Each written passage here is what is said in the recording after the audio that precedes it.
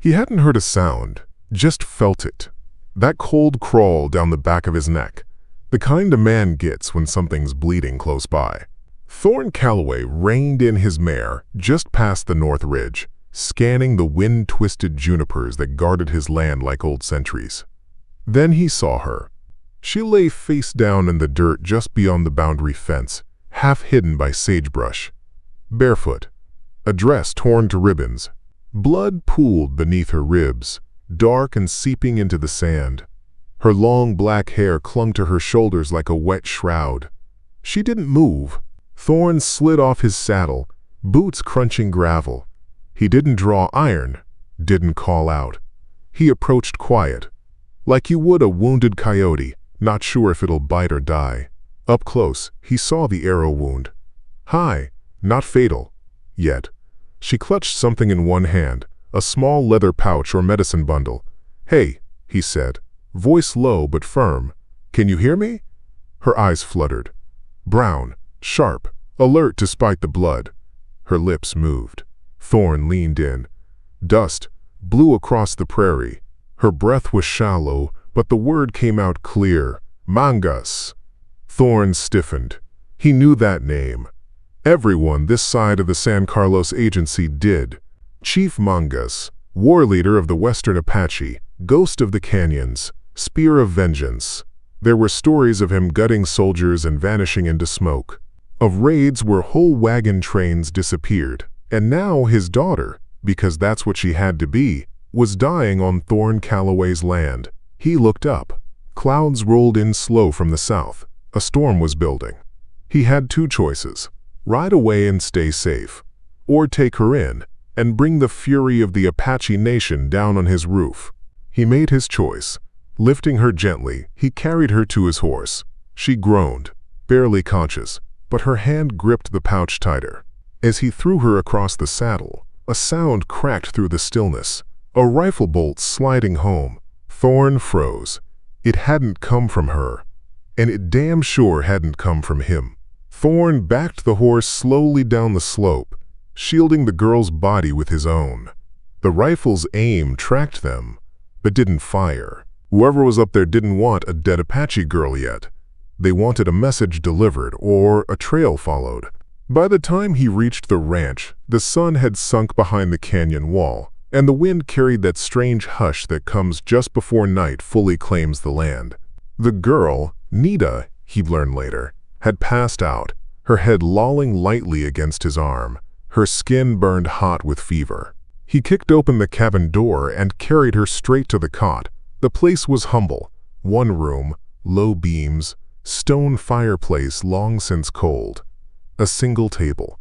A rifle above the hearth. Nothing fancy. Nothing soft. Just survival carved from sweat and years. Thorn moved like a man on instinct. He stoked the fire back to life, boiled water from the rain barrel, and gathered his stash of bandages, old cavalry rags from another life. He cut her dress at the side, just enough to reach the wound. The arrow had gone clean through, missing anything vital, but it would fester by morning if left untouched. She stirred when he poured hot water over it, but didn't cry out, just clenched her jaw and stared at the beams overhead, teeth gritted. "You're lucky," he muttered, pressing a cloth to the entry point. Or cursed, depending how you see it. Her hand twitched toward the small leather pouch tied to her wrist. Thorn didn't touch it. He'd seen those before. Apache medicine bundles. Spirit protected. You don't open one unless you're ready to answer for what comes out. By the time the wound was wrapped and her breathing steadied, night had swallowed the desert whole. Coyotes cried in the distance. The fire snapped. Thorn poured coffee into a tin cup, sat on the edge of the table and watched her. She didn't look like a warrior's daughter. Not in this moment. She looked small, fevered, human. He shook his head. "You're a problem I didn't ask for, girl." A long silence passed before she whispered, eyes still closed, voice rough as dry cloth. "I didn't ask to be found." He didn't answer. She slept through the night. Thorn didn't. He sat near the fire, rifle across his knees, eyes on the door, because someone had tracked her all the way to his land. That meant they were good. Apache? Bounty hunter? Soldier gone rogue? Didn't matter. They'd be back. And now, like it or not, he'd drawn a line in the sand by pulling her from it. At first light, Thorn stepped outside. The land lay still, wrapped in morning chill and gray mist curling low over the scrub. He crouched at the edge of the corral, scanning the dirt near the boundary fence. The mare's tracks were easy to find, but there were others now. He spotted them in the soft sand behind the sagebrush. Light, deliberate, booted. Someone had followed them, then peeled off just before the ridge. Smart enough not to come too close. Smart enough to wait. He followed the prints out 100 yards before they vanished into harder ground. The rider had backtracked, covering their trail. Professional. Patient. Back at the cabin, he found the girl awake. She sat upright against the cot, skin pale, sweat along her brow. Her left arm clutched the blanket across her chest, but her eyes, dark, wide, too steady for a girl that young, were fixed on him like a hawk watches a snake. "You shouldn't have moved," he said. "You shouldn't have brought me here," she replied. He dropped his hat on the table and leaned against the hearth. "Didn't have much choice." She said nothing, just looked around the room slowly, noting every window, every tool, every exit. That was training, not instinct. "You said Mangas when I found you," Thorn said at last. "You his kin?" Her jaw tightened. He tried again. "He still alive?" "Yes." A pause. Then, "You know him?" "I knew his name before I ever knew my own commanders." Thorn reached for the coffee pot, poured 2 cups. "Was a scout for the cavalry, years back." Her eyes narrowed. "Then why didn't you leave me to die?" He passed her a cup. She didn't take it. "Because I've seen what happens when we forget what mercy looks like," he said simply. She stared a long time before finally reaching for the tin mug. Her hands trembled, but she drank. "Name's Nidita," she said. Thorn nodded. "Calloway, Thorn Calloway." Silence stretched again. Outside, wind stirred dust along the dry path leading from the ridge. Thorn caught the movement first. A flicker, distant, through the window. A rider, single horse. Moving slow, casual. Too casual. He stood fast, grabbed his Winchester, and stepped onto the porch. The rider approached at a measured pace. Coat long, duster brown with trail dust. Wide hat shadowed his face. But even from here, Thorn could see the low-slung holster, the tied-down Colt, the predator's posture. Not a scout. Not a rancher. A killer. The man stopped 10 paces from the porch, raised a hand in a lazy greeting. "Mornin', friend," he called. "Heard tell there's a ranch out here with a pretty girl stayin' the night." "Apache," they said. Scar on her arm, quiet like a shadow. Thorn didn't move. "Can't say I know what you're talking about," he replied. The man smiled. "Didn't ask if you knew. Just said I heard." Behind him, Nidita had risen. She stood behind the door, rifle in her arms. Too heavy for her, but ready. The man leaned on his saddle horn, tipping his hat back just enough for Thorn to catch the glint of steel-gray eyes. "Name's Quentin Grady," the man said. "Bounty's got her name on it. $50 alive, 20 dead. And me?" He smiled wider. "I ain't picky." Quentin Grady didn't reach for his gun. He just sat there in the saddle, rain-worn coat draped over his holster like a loose promise. His smile didn't reach his eyes. Thorn kept the Winchester steady. "You ride on," Thorn said. "Ain't no girl here wants your company." Quentin tilted his head. "You always this friendly to folks knocking at your door?" Thorn didn't blink. "Not to one smellin' of blood and lies." The standoff stretched long. Then Quentin shrugged, reined his horse in a slow turn. "All right," he said. "Maybe I came early. Maybe I'll circle back." He kicked the horse into a trot and disappeared behind the ridge trail without ever breaking posture. Thorn didn't lower his rifle until long after the sound of hooves faded. Inside, Nidita stood with the rifle still clutched in her hands. She stared through the window like she could see through hills and lies. "You know him?" Thorn asked. "I've seen him," she said. "Once, after the raid near Chala Springs. He took bodies." Thorn stiffened. "Bodies?" "Scalps, proof of kill." Her voice was steady. "They call him Ghost Money." That name chilled Thorn. He'd heard it back in the barracks years ago. Bounty men who took Apache gold for white man blood, and vice versa. He turned back to the fire and poured himself a stiff drink. It burned going down, but not near as much as the memories. "You said you knew my father," Nidita said softly. Thorn didn't answer right away.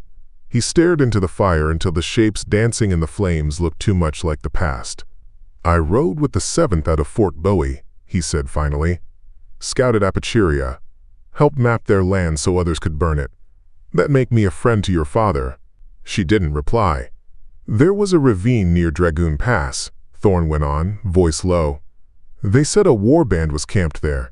We went in hot, guns blazing, no questions." He drained the cup.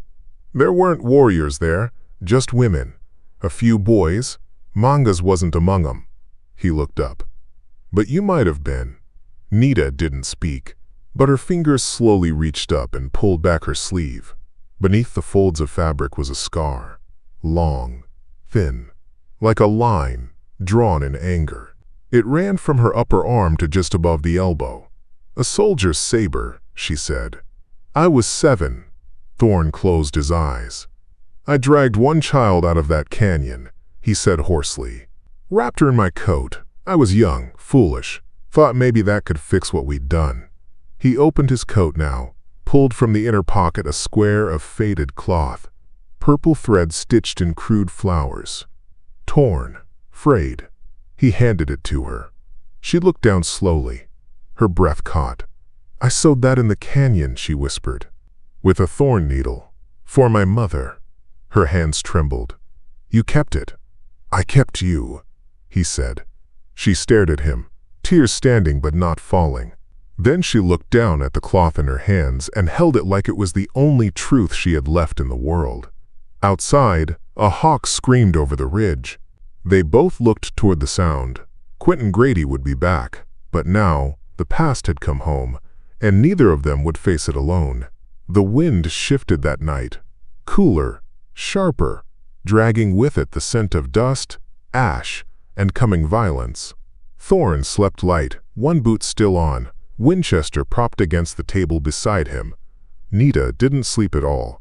She sat near the fire, back against the wall, her eyes glinting in the low light like obsidian. She hadn't said a word in hours, just clutched that scrap of cloth to her chest, like it might hold the last of her mother's voice. When dawn broke, the land outside the cabin was quiet, but the silence wasn't peace. It was the stillness that comes before something bad finally arrives. Nidita stepped outside barefoot. The sand was cold beneath her feet. She walked to the edge of the fence line, staring east. Thorn watched her from the doorway. "Something coming?" he asked. She nodded once. "Yes, more than one." "Apache?" She shook her head. "Quentin rides with Mexicans. And men from the agency. Dogs for silver." Thorn didn't flinch. "You're sure?" Nidita turned to him slowly, pulling aside the collar of her tunic. Beneath it, burned into her skin just above the shoulder, was a mark, faint but unmistakable. A brand. A circle split with 3 bars, U.S. Cavalry issue, property. Thorn's face went still. "I was taken," she said quietly, "after the Dragoon raid, not by your men, by a traitor who followed. Sold to an outpost. Then again. Thorn swallowed hard. "You were a prisoner?" Her voice did not tremble. "A thing." He stepped forward, but she raised her hand, not to stop him, but to finish the truth. "They branded me after I fought back. I cut a sergeant's face with his own knife. He told me that Mark would remind me I belonged to white men." Thorn's jaw clenched. The fire inside him burned hotter than the one in the hearth. "You escaped?" he asked. "I killed him," she said, "and I ran. No shame. No apology, just the facts of survival. Thorn looked at her differently then. Not with pity, but with something closer to awe. "That's why they want you," he said. "Not just for bounty, but to erase the shame of what you did to them." Nidita nodded. "To them, I'm a ghost with teeth." A distant horse cried in the canyon. Thorn turned. His mare stomped nervously in the corral. Nidita moved to the door and picked up his second rifle, lighter, a .44 lever action with a shortened barrel. She checked the chamber like someone who'd been taught by warriors, not schoolteachers. Thorn raised an eyebrow. "You know how to shoot?" "I know how not to die." Then she looked at him. And for the first time since she'd collapsed in his arms, she asked a question. "Will you fight beside me, Thorn Calloway? Even if it brings Mangas's wrath when this is done?" He didn't hesitate. "I already did." She nodded once. No smile, no warmth, just understanding. Then she turned back toward the rising sun. Somewhere in the canyon, Quentin Grady was gathering men. But this time, the girl they hunted wasn't running. She was waiting, marked, and ready. By midday, the desert shimmered with heat, but the air near Thorn's cabin stayed tense and cold, like the land itself was holding its breath. Thorn rode out alone, scanning the perimeter of the ridge, leaving Nidita behind with a water canteen, fresh cartridges, and a promise. "If I'm not back by sunset, burn the feed shed and run." She didn't ask where he was going. She just nodded and gripped the rifle tighter. Thorn's ride took him into the folds of canyon land where twisted rock shoulders cast jagged shadows across dry stream beds. He passed the bones of a wagon long since burned, the broken iron wheels tangled in mesquite like forgotten ghosts. Signs of old fights. Forgotten stories. But today's blood hadn't been spilled yet. He didn't have to look hard. Near a dead cottonwood by the arroyo, boot tracks were fresh. 3 sets. Wide spacing. Casual. Men who didn't fear ambush. Because they were the ambush. Thorn dismounted and crouched low, brushing his fingers across the dirt. One track dragged on the right side. He remembered that walk. Quentin Grady had a stiff knee. Took a bullet years ago in Chihuahua territory. He was close.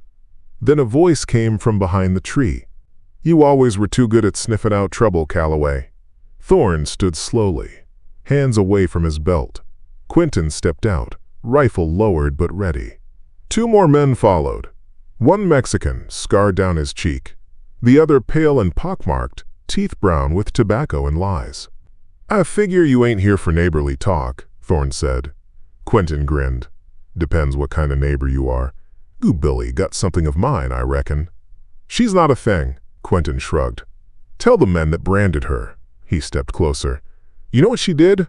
She slit a sergeant's throat at Fort Lowell, then ran half naked through the desert. Killed a tracker in his sleep. Hell, they say she stole a colonel's saddle just to ride out." Thorn didn't blink. "Maybe they should have left her alone." Quentin leaned in, voice low. "You're gonna get yourself killed over a scarred-up savage who don't belong anywhere." Thorn stepped forward, so close the barrels nearly touched. "She belongs here," he said coldly. "And you're not taking her." The silence cracked like lightning. Quentin didn't flinch, just smiled that dead smile. "All right," he said. "But don't say I didn't offer a peaceful trade."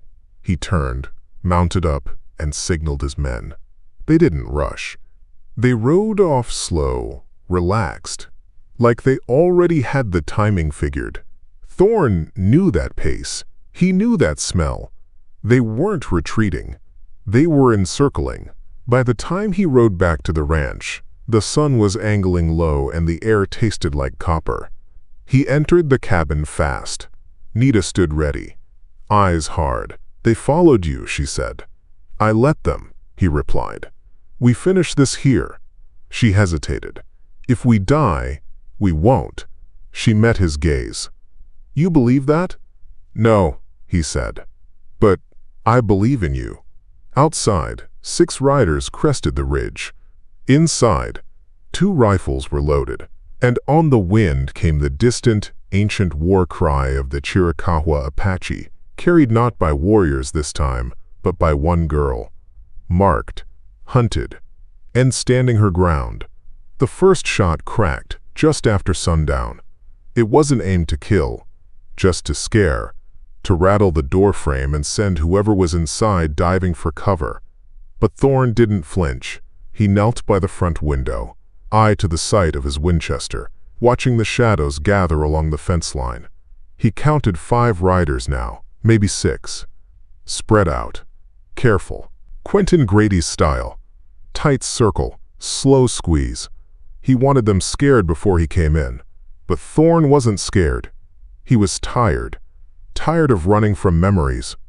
Tired of choking down guilt like tobacco. And most of all, tired of men like Quentin, who hunted the wounded like coyotes at a calving pen. Nidita moved beside him, low to the floor, rifle steady.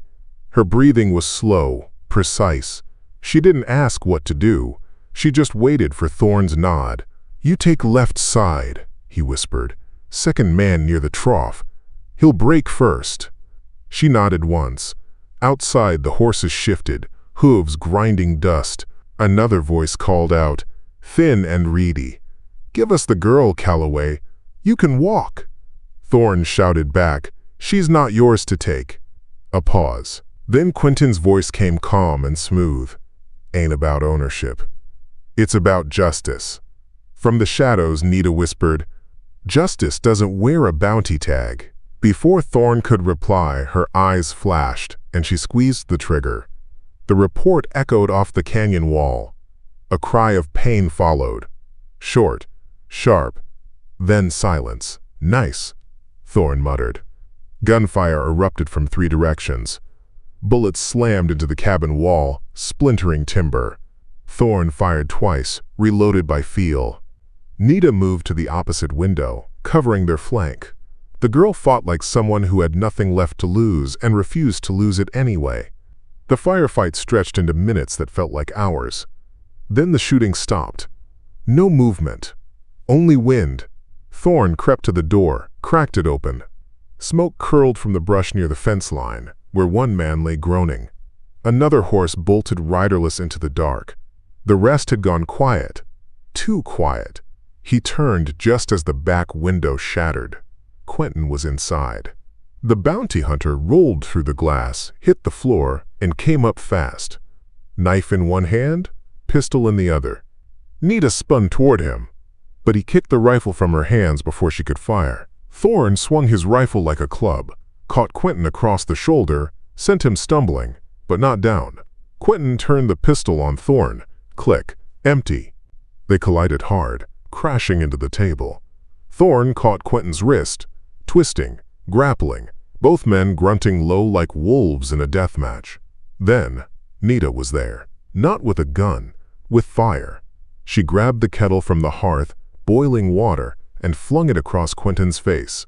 He screamed, staggered, and dropped the knife. Thorn drove his fist into the man's jaw with a crunch that echoed through the room. Quentin collapsed, gasping, half-conscious. Thorn stood over him, chest heaving. "You want justice?" he growled. "Then let's talk about yours," he turned to Nidita. "Tell him." She stared at Quentin, eyes burning like embers. "You want to know who I am?" she said softly. "My name is Nidita, daughter of Chief Mangas. My mother was killed in a raid your men started. I was branded by your soldiers. And now, I'm still standing." Quentin moaned, face blistered, hands twitching. Nidita stepped closer. "You think this is justice?" she whispered. "This isn't justice." She raised the empty rifle. "This is restraint." She didn't strike. She didn't need to. Quentin passed out cold. They bound him with mule rope and dragged him to the barn. Thorn wiped blood from his mouth as the last light faded. "You all right?" he asked. Nidita looked at her hands, still trembling slightly. Then she met his gaze. "I'm still here," she said. "And for the first time since I was 7, I'm not running." By morning, Quentin Grady was gone. The barn door hung open, the mule rope cut, and a trail of blood streaked across the dirt like a broken signature. Thorn stood in the yard, jaw tight, rifle in hand. The hoofprints led east, toward the canyon lands where shadows ran deeper than light. Nidita knelt beside the tracks, Her fingers brushed the blood, still tacky in the morning sun. "He's hurt bad," she said. "But he knows this land." Thorn nodded. "He'll ride for help. Or revenge. Either way, he's not done." Nidita stood, eyes narrowing toward the jagged rise in the distance. "You said you knew my father." "I knew of him," Thorn replied. "He saved my life once. Didn't have to. Could have slit my throat and vanished. But he let me crawl out of that canyon. I never knew why." "Then it's time you asked." Thorn turned to her. "You know where he is?" She hesitated. "Not exactly, but I know how to find him." He looked out toward the far ridges. "It's Apache country, and I ain't exactly welcome." "You won't be," Nidita said. "Not yet."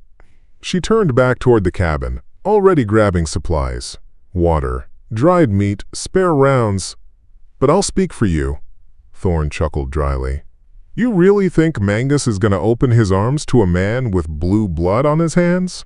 "No," she said, slinging a pouch over her shoulder. "But he'll listen to his daughter." They rode at noon, no words for the first mile, just the rhythmic creak of saddle leather and the steady crunch of hooves on dry stone. The trail east was old, once used by traders and ghost dances, now little more than a memory etched into the land. Coyotes trotted in the distance. Vultures circled high. By the second day, the canyon narrowed. Walls of red rock towered above, streaked with soot and old carvings. Symbols scratched deep. Spirals, arrows, faces without eyes. "This place," Thorn muttered. "It's where they brought their dead." Nidita nodded. "And their truth." They made camp beneath an overhang. The fire was small, hidden. Thorn cleaned his rifle in silence, while Nidita ground mesquite pods into meal. Then she said it, quiet, but certain. "I wasn't supposed to live." Thorn looked up. "My mother was a peace walker," Nidita said. "Born of two bloods, white and Apache. She believed men like you could change." She stirred the powder slowly, her hands steady. "She tried to speak to your general. Ride with no weapons. They shot her at the river crossing." Thorn's throat tightened. "I saw it," she said. "I remember the way her body floated." The fire crackled. "She said if anything ever happened, I was to find the man who watched, but didn't shoot." Thorn went still. "You wore a red scarf," she whispered. His heart froze. "You didn't fire," she said. "You just lowered your rifle. You turned away." He remembered now. The river. The woman with her arms raised.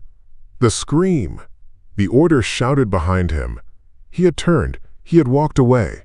"You saw me?" he asked. "I never forgot." A long silence passed. Then Thorn reached into his coat, pulled free the square of cloth, faded purple, worn and stitched with tiny flowers. "I kept this," he said. "Didn't know why, until now." Nidita took it gently, pressing it to her lips. Then from the canyon below, a sound. Not the wind, a call.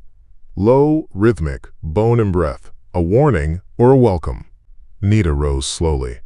"They know we're here." Thorn stood beside her. "Is that your father?" She stared into the dark canyon mouth, her eyes unblinking. "No," she said. "That's the test." They came from the cliffs like shadows peeled off the stone. No war cries. No stampede, just silence. Silent feet, silent hands, and eyes sharp as obsidian. A dozen Apache warriors stood between Thorn and the canyon pass before he could blink. Bows strung, spears grounded, rifles steady but lowered. Nidita didn't reach for a weapon. She dismounted slowly, arms at her sides, the wind catching her braid like a black ribbon. "I come in truth," she said in their tongue, "and with a man who carries my debt." They didn't answer. Then one older warrior stepped forward, silver streaks in his braids, face lined like dry riverbeds. He nodded once toward Thorn. "Who is this?" Thorn opened his mouth, but Nidita cut in. "The scout from Dragoon," she said. A murmur rippled through the group like the wind brushing reeds. One word carried between them. Whisper dog. Thorn flinched. He hadn't heard that name in years. Not since the cavalry days, when he crept through the desert under moonlight and left maps behind for men with torches to follow. The old warrior stepped aside. "You ride to Bitter Rock," he said. "You stand before Mangas." No one offered ropes. No one drew blood. But Thorn knew this was no escort. This was a funeral march, with the coffin still breathing. Bitter Rock rose like the spine of the world, a great red spire carved by fire and time. The Apache called it a place of memory. Soldiers called it a no-go. Thorn had seen it once from afar. Now he rode into its shadow with death close behind. At the summit, a fire burned low. Beside it stood a tall figure, arms folded, face unreadable beneath a line of bone and turquoise beads. Chief Mangas. He didn't move as Thorn approached, didn't nod when Nidita stepped forward. His eyes never left the man who once marked his people's trail for death. "You brought him here?" Mangas asked in Apache. "I did," Nidita replied. "He saved me." Mangas's voice was thunder rumbling low in the chest. "He once helped murder children." Nidita's gaze didn't waver. "And once, you let him live." That landed heavy. Mangas stepped forward slowly, circling Thorn like a wolf, deciding whether to tear or spare. "You remember Dragoon?" he asked in broken English. Thorn nodded. "I do. I lost 3 sons there." "I lost my soul," Thorn replied. The chief paused, studying him. "You came back. Why?" Thorn looked to Nidita. Then, back to Mangas. "Because running never made me a better man. Facing you might." Silence fell. Mangas drew a knife, long, curved, ancient. He flipped it in his palm and offered the hilt toward Thorn. "One cut," he said. "If she bleeds for you, you bleed for her." Thorn took it slowly, understanding clear. This was no execution. It was a judgment. He rolled up his sleeve and drew the blade across his arm. Shallow, steady. Blood welled quick and warm. Mangas watched, then turned. "Build the circle." Within minutes, the warriors laid out stones in a tight ring. Thorn stood inside it, blood running down his forearm. Across from him, a younger warrior stepped in, bare-chested, sharp-eyed, with a bone-handled blade in each hand. Mangas spoke, voice firm. "You do not fight to kill, you fight to earn." Thorn nodded. Nidita watched from the fire's edge, her breath held so long it hurt. The first clash came fast. Blade to arm, dodge, sidestep. Thorn blocked high, swept low, nearly lost his footing. His opponent moved like wind between boulders, grace with steel teeth. Twice Thorn staggered, once he nearly fell. But he didn't give up. Not this time. He fought like a man who owed more than blood. Like someone trying to carve something clean from a past soaked in dirt. At last, his blade met flesh. Not deep, not cruel, just enough to prove he could. And he didn't finish. He stepped back, dropped the knife, and raised his hands. The circle went still. Mangas stepped forward, eyes on Thorn. "You could have killed." Thorn nodded, breathing hard. "I've done enough of that." A long pause. Then the chief raised his voice. "This man is no longer Whisper Dog. He is the debt repaid." Nidita closed her eyes. Not from relief, from something heavier. Because just as peace arrived, the storm would return, with Quentin Grady in its heart. The storm came in with the smell of blood and gunpowder. By nightfall, the wind had shifted. The warriors gathered around the fire at Bitter Rock grew restless. Coyotes cried too loud. Even the firewood popped like distant gunshots. Thorn felt it in his bones, the way old men feel rain in the joints and soldiers feel trouble in the wind. He sat beside Nidita near the outer edge of camp, her face half lit by the flames. "Mangas trusts you now," she said softly. "He trusts that I bled," Thorn replied. "That's not the same as forgiving." She didn't argue. Her fingers idly traced the edge of the purple cloth square. her childhood token, long hidden, now worn smooth by time and memory. Then they heard it, the sharp crack of a dry branch under a boot. Nidita shot to her feet. "Too soon," she whispered. "He shouldn't have found us yet." Thorn stood beside her, hand instinctively reaching for his rifle. But it wasn't there. At Bitter Rock, guests laid down their arms in trust. His fingers closed around nothing but air. Then the shouting began. 3 warriors burst from the lower ridge, breath short, voices raised in warning. Behind them, figures emerged from the darkness. Riders. Armed. Faces wrapped in black scarves. Quentin Grady at the front, coat flapping behind him like a funeral flag. They came fast. The Apache scrambled, seizing weapons, forming a defensive line. Mangas barked orders with sharp clarity, his voice cutting through panic like a tomahawk. Thorn turned to Nidita. "Where's the spare rifle?" "Cave behind the fire pit. But there's only one." She didn't wait. She ran. Thorn turned to the cliff edge and saw Quentin already dismounting. His face was still blistered from the boiling water, one eye swollen, half his cheek red with angry skin. But his hand was steady on his revolver, and he was smiling. "You made quite the mess, Calloway," he called out. "Trading sides again, are we?" Thorn stepped forward, raising both hands. "There's no side here but survival. You picked the wrong camp." Quentin fired. The shot whistled past Thorn's ear and struck the stone beside him. No more talk. The fight exploded. Warriors returned fire, bows thudding, bullets barking back. Men shouted. Horses screamed. The dry brush caught, flames flickering up the canyon wall. Bitter Rock became a blaze of light and death. Thorn dove behind a boulder, grabbed a fallen bow, and loosed an arrow by sheer memory of childhood hunting. It missed, but kept one rider ducking long enough for a warrior to spear him clean. Then a scream cut through it all. Nidita. Thorn's blood ran cold. He turned and saw her cornered near the supply cave, Quentin standing over her, revolver raised, teeth bared. "You," Quentin snarled, "are worth more dead than bleeding." She didn't move. Her eyes locked on Thorn, and in that moment he ran. No plan, no thought, just boots pounding rock, heart slamming ribs. He reached them just as Quentin turned to fire, and Nidita moved. She dropped to one knee, grabbed a shard of obsidian from the ground, and drove it up into Quentin's thigh. The scream was high and wild. Quentin staggered. Thorn tackled him. They hit the stone hard, weapons flying. Thorn rolled, got atop him, fists swinging, raw and blind with rage. He drove a punch into the blistered side of Quentin's face. "Enough!" Thorn shouted. "You had your chance!"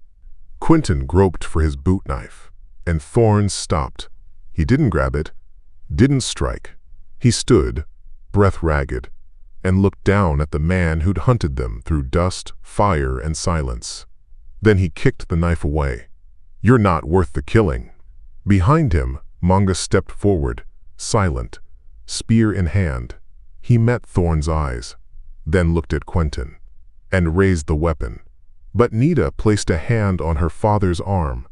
"Let him crawl back to the ones who paid him," she said.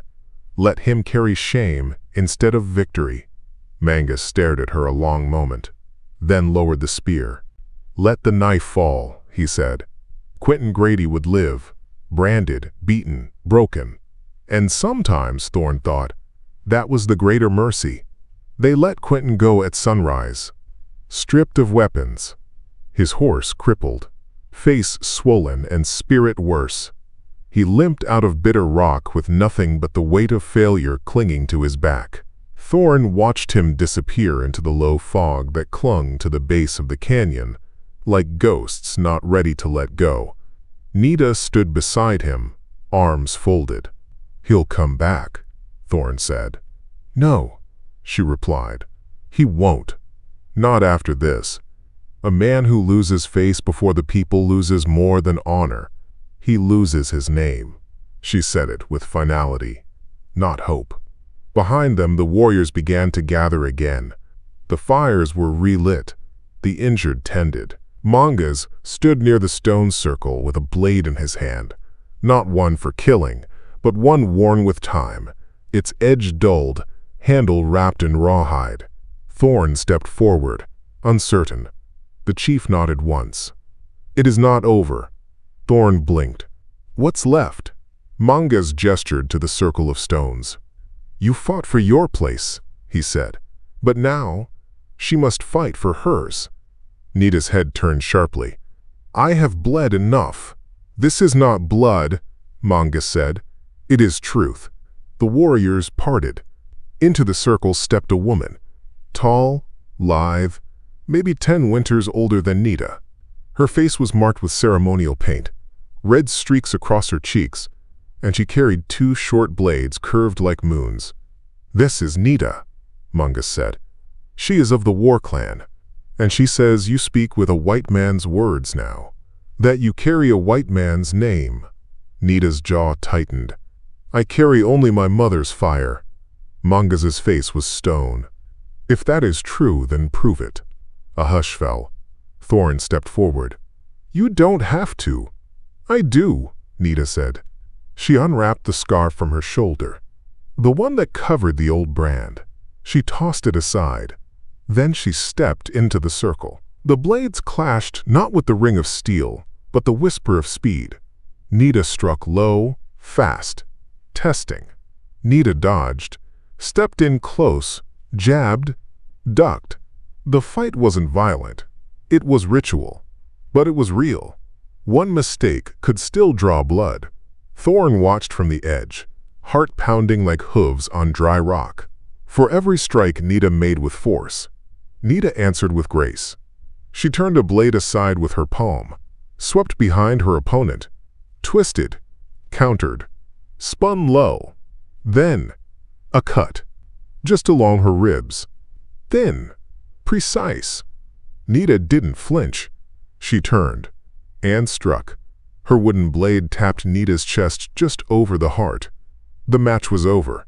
Nidita stepped back, looked down, then bowed low, not with defeat, but respect. Mangas stepped into the circle, took Nidita's hand, raised it to the rising sun. "She is not child of shadow," he said to the watching tribe. "She is not captive. She is not white, not scout's prize, not prey." He turned toward Thorn. "She is Nidita, my daughter." The crowd let out a breath. Not cheer, not applause, just the sound of something heavy finally lifting. Thorn exhaled slowly. And Nidita, blood on her ribs, dust on her cheeks, stood taller than he'd ever seen her. She had fought with truth, and won her name back, not with fire, but with choice. The first drops came at dusk, fat and cold, falling slow from the sky like the desert itself had finally remembered how to weep. Thorn sat by the fire, coat draped over his shoulders, the scent of wet mesquite drifting through camp. Rain pattered against the stones of bitter rock, gentle at first, then steady, washing dust from blood and smoke from old wounds. Nidita sat across from him, her ribs bandaged, eyes fixed on the dancing flames. She hadn't spoken since the duel. She didn't need to. Her silence wasn't heavy. It was full. Like the earth before a bloom, Mangas approached, stepping from the shadows without sound. His hair was damp, beads of water hanging from the feathers woven near his collar. "You fought with honor," he said. Thorn nodded once. "She fought for all of us." Mangas studied him a long moment. "You carry guilt like it's armor." "I don't know how to take it off." The old chief crouched near the fire. "When a man kills in war, he buries the dead. But when he watches and does nothing, he buries himself." Thorn stared into the fire. "That's what I've done." "No," Mangas said softly. "Not anymore." Lightning cracked in the distance. Then a cry rose through the storm. Not human. A sharp, wounded scream. Distant. Animal. But then came another. Gunfire. Not far.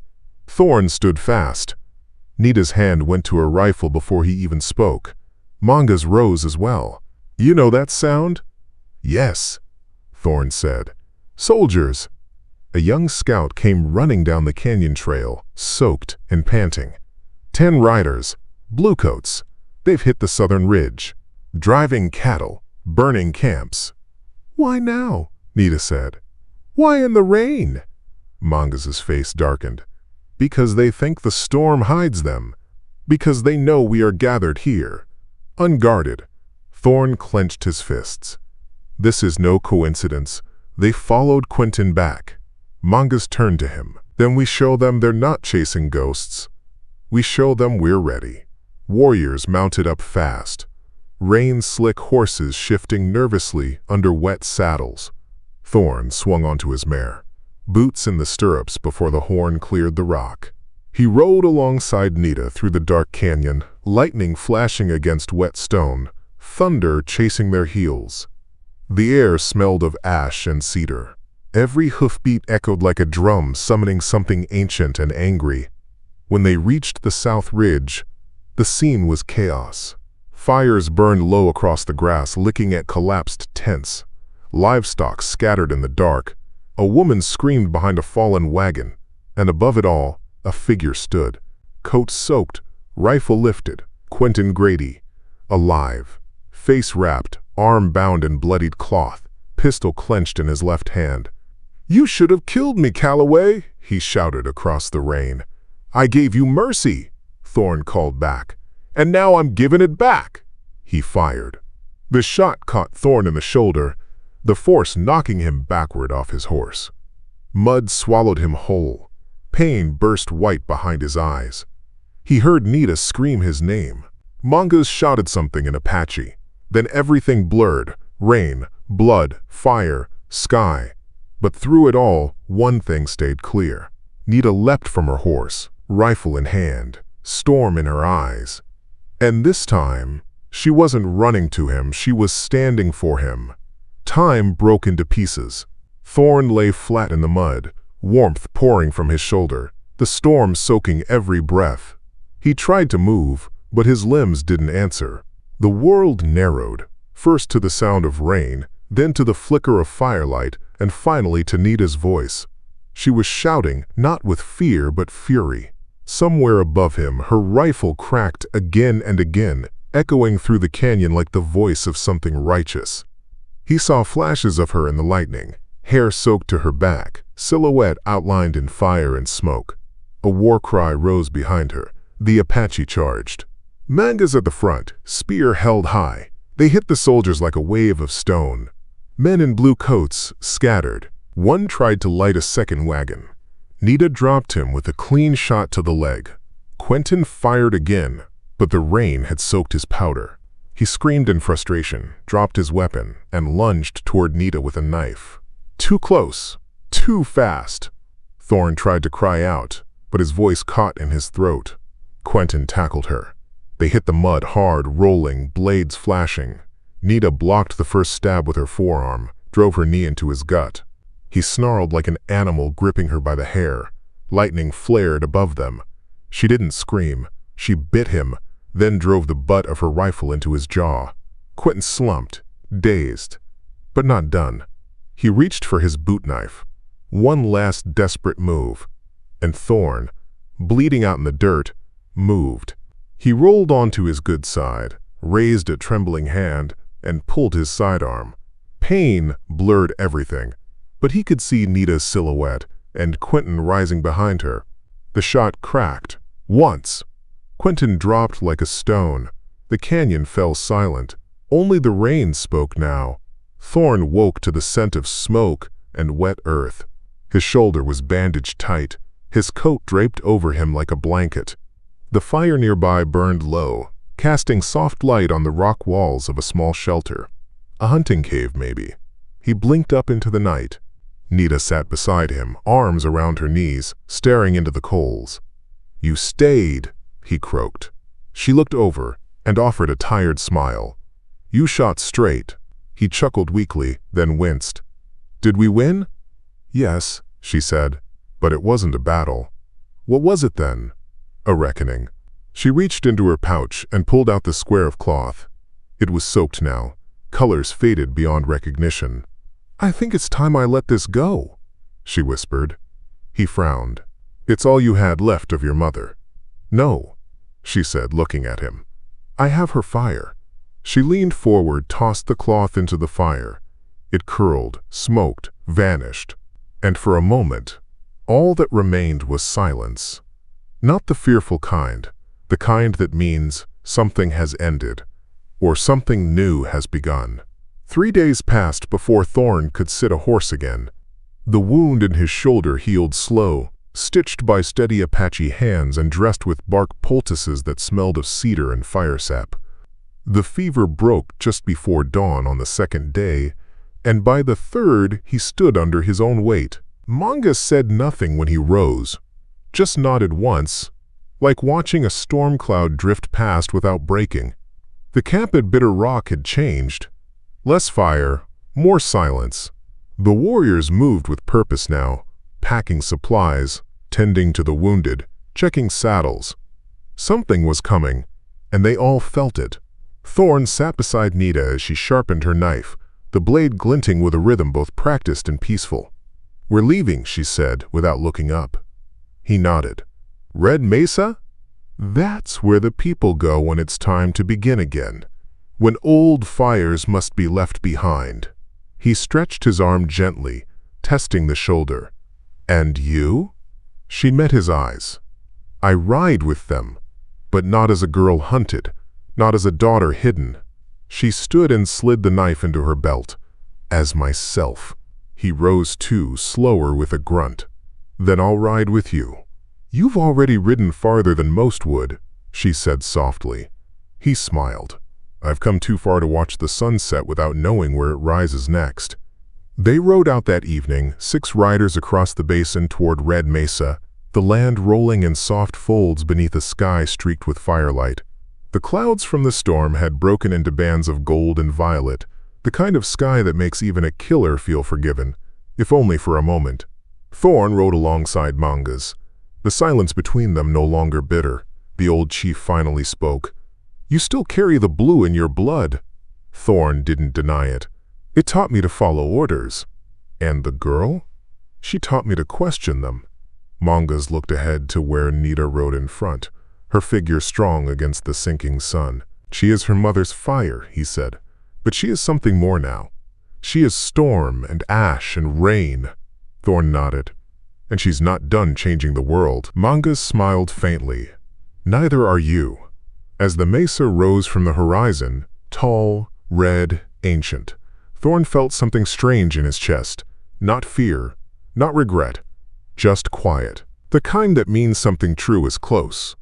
He reached into his coat and pulled out his old cavalry badge, worn, rusted, edges bent. He turned it in his fingers once, then rode to the cliff's edge and dropped it. It fell without a sound. A weight lifted. Behind him, Nidita watched with a half-smile. You done burying the past? He turned. No, he said. I'm just finally letting it lie where it belongs. She extended her hand, palm open. He took it. They rode on together toward the mesa. 2 stories once set on fire, now riding into dawn. And behind them, the wind swept clean the trail they left behind. Red Mesa rose behind them like a monument to everything they had endured. Blood, fire, betrayal, mercy. A place older than borders, older than maps. The Apache called it Tsechiji, the rock where silence listens. It was here, beneath its towering stone face, that the people gathered to begin again. Thorn had never seen land so quiet, yet so alive. Nidita rode ahead, her posture straight, her eyes full of something deeper than peace. She didn't smile much. She didn't need to. Her presence now was the fire, no longer burning everything it touched, but warming what it chose. At the basin below the mesa, a wide circle of people waited. Women with braids to their waists, children wrapped in woven blankets, men with lines carved into their faces not by age but by memory. They watched Thorn dismount. Not with hatred now, not with fear, just curiosity. Mangas approached, spear in hand, feathers rippling in the mesa's breath. This is not your land, he said. Thorn nodded. I know, but your footprints are here now. I'll ride back if I must. Mangas shook his head slowly. No, he said. You'll stay the night. That was no small offer. That was trust. They built a fire beneath the stars, and the people gathered close. Not for war, not for ceremony, but for story. Mangas spoke first, of battles past and blood debt paid. Then Nidita, the warrior Nidita had bested, told how the girl had moved like wind across stone. And finally, Thorn, his voice low, cracked by the desert, told his truth, not with pride, but with clarity, of what he'd done, of who he'd been, of what he'd seen in the eyes of a girl bleeding in his arms at the edge of his ranch.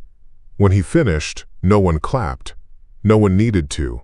Later that night, he sat beside Nidita, watching the flames lick the dark. "What now?" he asked. She didn't answer right away. Then, "Now I choose." "Choose what?" "Where my story goes next. Who writes it with me?" Thorn looked at her. "And where does it go?" She reached out, touched his shoulder, over the wound he'd taken for her. "You've got ink left in you, Thorn Calloway." He smiled. Then she added, quieter, "I think I do too." At dawn, they saddled up. Not with orders, not with fear, with intention. Mangas nodded as they rode past. Nidita raised a hand. Children watched from behind rocks, daring to wave. And the land didn't resist. It welcomed. They rode west, back toward the ranch Thorn left behind, toward a land not yet claimed. Not by flags, not by maps, just by choice. Two riders, one fire finally laid to rest, and a future unwritten, but waiting.